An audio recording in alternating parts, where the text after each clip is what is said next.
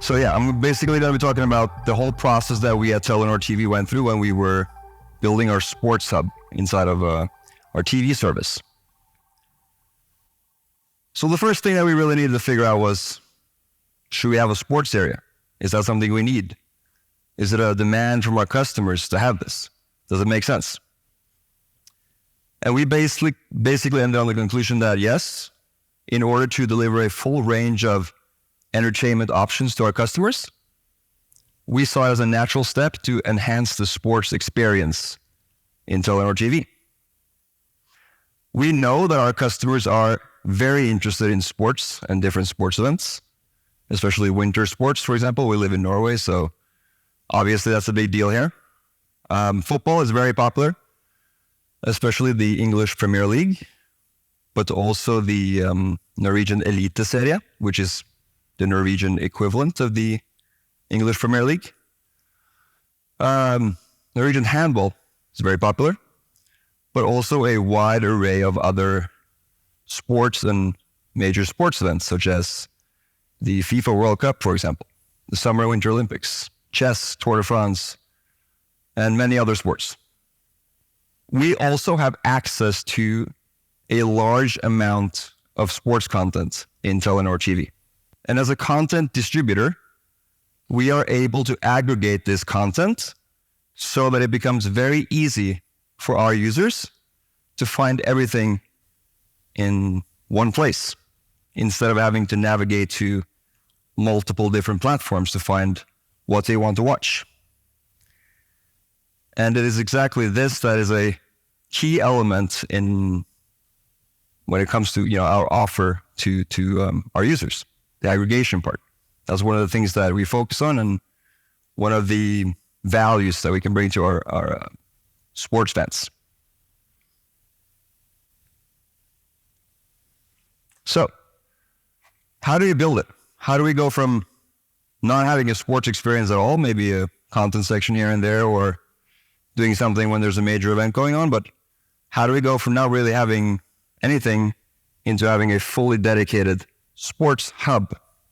It all really started with data analysis.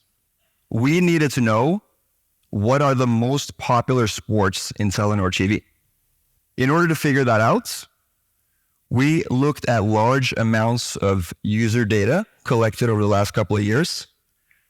And from that data, we could clearly see what are the most popular sports and some of the most popular sports events throughout the year that bring in a lot of viewers. Think of the UEFA Champions League final as an example. Earlier this year, a Norwegian player, Holland, some of you may have heard of him, played in the final. And we saw when he was playing in the final, there was a lot of attention. A lot of viewers came in to see this game, especially compared to the year before. There was almost a doubling in the amount of viewers because of one Norwegian player. So once the data analysis was completed, we had a very clear understanding of what were our priority sports and sports events that we would focus on enhancing within our new sports hub. You can see here on the screen, these are the most popular sports by sessions and usage in minutes for the year 2021 and 2022 combined. So those were the two metrics that we looked at. We looked at the amount of sessions, so essentially who clicks or how many users click an event and start watching the event, and then how many minutes have been consumed within the different events. Obviously, some events are much longer than others, so we needed to look at a combination of these two. And this is basically the result that we have for the most popular sports genre. So we focus on the top 10. Football, way more popular than anything else, by far. Handball, very popular. Cross-country skiing, ice hockey, chess, and so on. But this is essentially the top 10 list of the most popular genres. So after we'd completed the data analysis part, the next step then in the process was to begin building the various content sections that we had decided to prioritize on. In order to do this, we needed to make sure that we had the necessary metadata fields and that they have the appropriate quality required for a premium sports experience, because that's really what we're trying to create. Now, for some sports, the metadata was already good enough for what we wanted to create. But for some other sports, we quickly realized that we needed some enhancements. We needed to make the metadata better, especially for the sports and sports events and leagues that we figured were the most important or the most popular amongst our users. So, in order to make these enhancements, we worked closely with our partner, Inflow Media. They're here today. They provide us with high quality metadata, such as enhanced images, genres, keywords and descriptions, and much more. Examples of this metadata enhancement could be images of team logos on top of a football appropriate background. They will send us enhanced genres and keywords, and the keywords especially would contain very specific data about a given event, such as the team names, the name of the league that they're playing in, or the name of the stadium where the event takes place. So with the necessary metadata in place, this enabled us to create the various content sections that we wanted to display to our users. Examples of this could be upcoming Premier League games, Premier League news and highlights, or to only show live games that are actually playing right now, or the players are actually on the field playing the game, or even something as simple as filtering out rerun content from different content sections if you didn't want to display that. So here on the screen right now, it's essentially a before and after image of the metadata enhancement. So on the left, we have what we would display to our users before we enrich the metadata. It's essentially a stock image. You get the title of the game, the channel when the game starts, and then a brief description of the event. On the right is an example of what the user would see after the metadata enhancements. So the first thing you should notice is obviously the image is way better. We have actual team logos, so it's very easy for the user to see who's playing. There's the Premier League logo. There's a flag, a UK flag. And then the description contains statistics and information about the two different teams, how they've done so far in the league, and more. And another thing that we're not displaying to the user, but that is very important, is the keywords that we're receiving. On the back end, the keywords are much more detailed, which enables us to do a lot more with what we want to create. So after we had completed the data analysis part, and we had decided on what sports to focus our efforts on, and we had obtained the required metadata to create the content sections that we wanted, we had to think about the user experience in all of this. Now, this involved how the sports area would be integrated into the Telenor T-We platform, and also, of course, how our users would access and navigate our sports content. So the first thing that we decided was that the sports area would have a dedicated page on the same level as our home, TV, movies, and series pages. Now, by doing that, we made sure that it would be very easy for our users to navigate to the sports area and come one step closer to what they wanted to watch.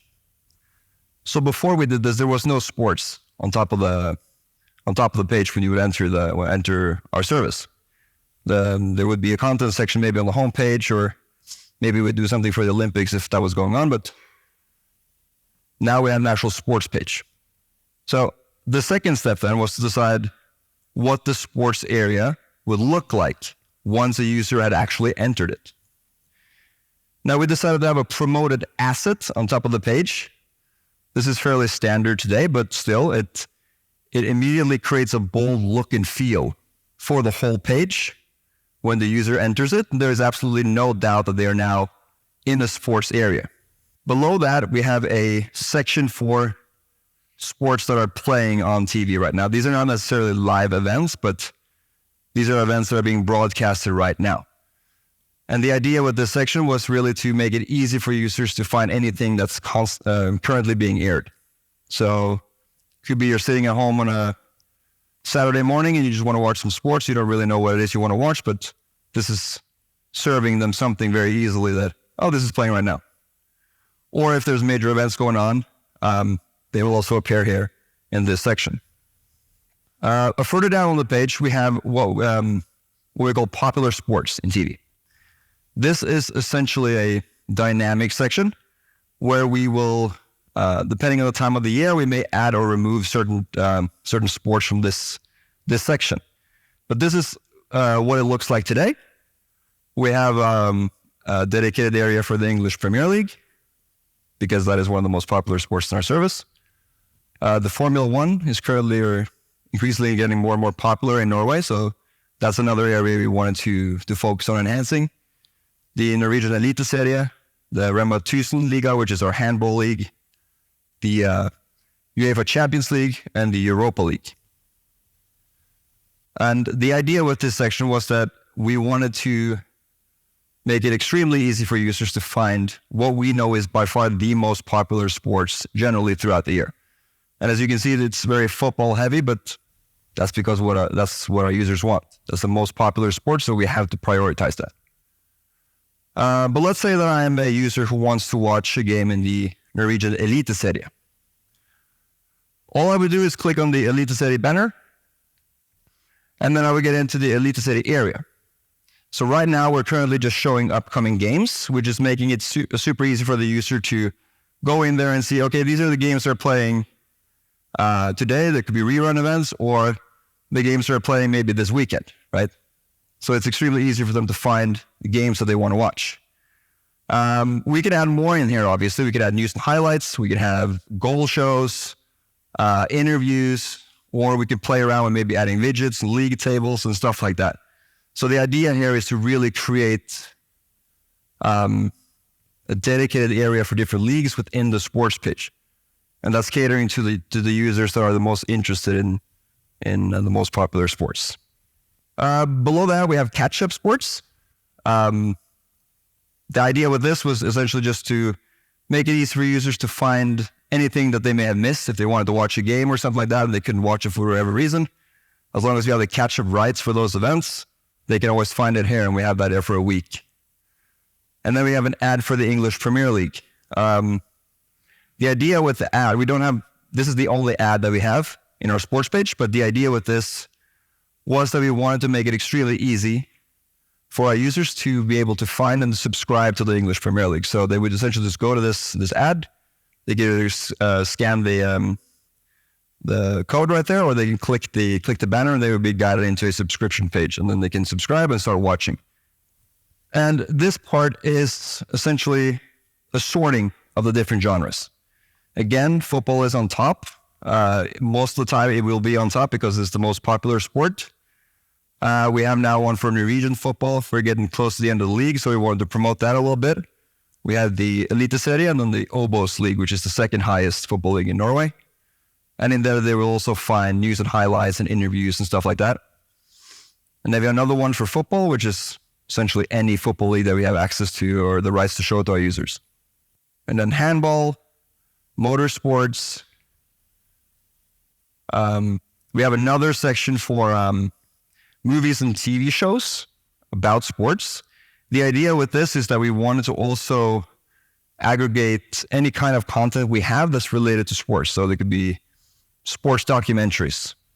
It could be a boxing movie, whatever it may be, but the users will find it here. These are not necessarily actual sports events, but movies and TV shows and documentaries that are sports related. Now you have cycling. Cycling is also extremely popular in Norway, especially the Tour de France.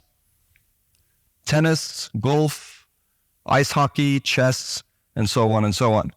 So this is essentially a way for us to list all of the genres within the page and make them very accessible for the users. And depending on the time of the year, we may push some of the sections up or down depending on what's going on within those sports. Or if we see a need for it, we may create other dedicated areas as well that are related to the different sports. Okay, so I also wanted to, or I thought it would be interesting for me to mention some of the challenges that we went through when we were building the sports area. So the first thing that became very clear for us was that the difficulties of tracking and monitoring all the events that are displayed to our users. When we built the various content sections that I've shown you guys here today, we did so using different queries to decide what content should be shown in those sections. However, due to unexpected errors or challenges with metadata, sometimes the wrong kind of content may appear within a content section, or some content will simply not appear in a section when it should. And tracking and monitoring when all of these errors happen on live sports, which is frequently being updated, can be a very challenging thing to do. We have so many live sports that are being shown, and being able to see when something is wrong within different sections we have is definitely a challenge for us. The second challenge was the metadata. As I mentioned earlier, there were needs for metadata enhancements. And without some of these enhancements, the kind of content sections that we would be able to create would be severely limited. So the more high quality metadata you have when working on creating something like this, the more you can really get creative with the kind of content sections that you want to create and display to your users. And the third challenge, believe it or not, was that creating a premium sports page actually requires a tremendous amount of work and resources. The most popular sports have events happening constantly throughout the year, and staying on top of everything that is happening and making sure that we are displaying the right events in the right way at the right time to our users is not an easy task. It requires that you have people that, first of all, are interested in sports and understand sports.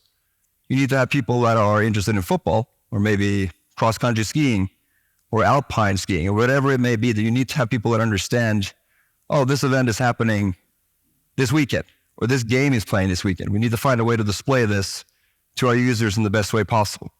So staying on top of everything and tracking everything like that is something that requires a tremendous amount of work.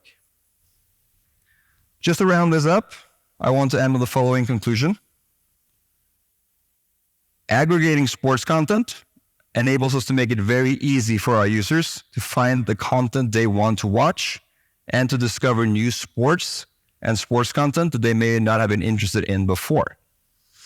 So just as an example for that, you may have had someone who's a big fan of the English Premier League. When they go to the sports page and we aggregate all the sports content in one place, they might find something else that they now want to watch. Maybe it's a MMA fight or a Formula One race that's going on.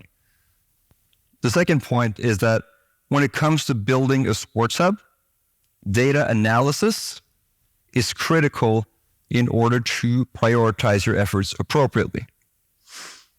If you don't do a thorough job on the data analysis part, most likely you're going to put your efforts in the wrong place.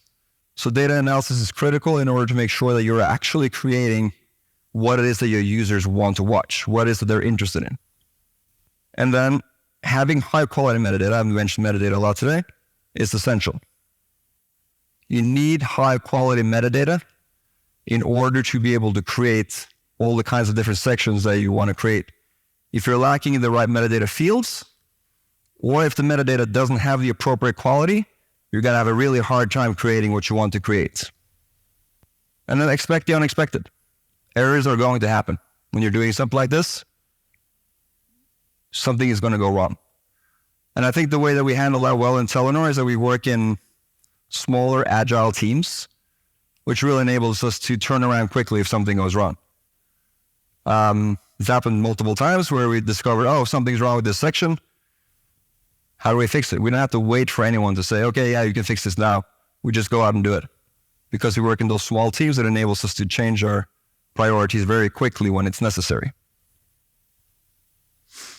And then finally, with the Sports Hub, we have successfully created a sports area that caters to the needs of our sports fans. We've seen that a lot of our fans or a lot of our users are actually using this a lot, especially on the weekends when there are different football games going on, or when there are bigger events happening as well. We see that a lot of users are going to the page and they're engaging with it and they're using it.